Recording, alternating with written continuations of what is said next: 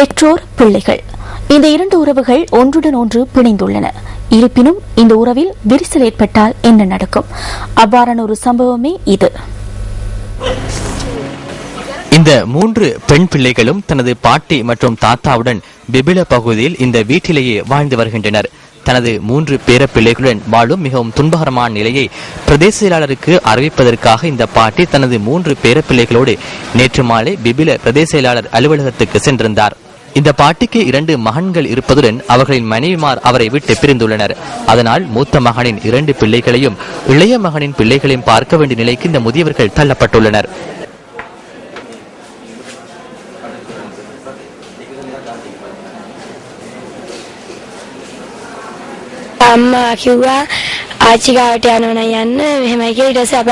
பாட்டியிடம் செல்வது என்றால் செல்லுமாறு அம்மா கூறினார். பின்னர் நாம் பாட்டியிடம் வந்தோம். சிறுவயது முதல் பாட்டியிடமே வளர்ந்தோம்.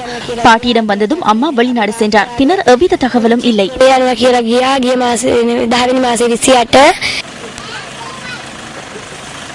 இதுகுறித்து விபிலை பிரதேச செயலாளருக்கு அறிவித்ததன் பின்னர் அவர் தனது அதிகாரிகளோடு அங்கு சென்றிருந்தார். இந்த பிள்ளைகளின் கல்விக்கு எதிர்காலத்தில் உதவி புரிய நடவடிக்கை எடுப்பதாக அவர் இதன் போது கூறினார்.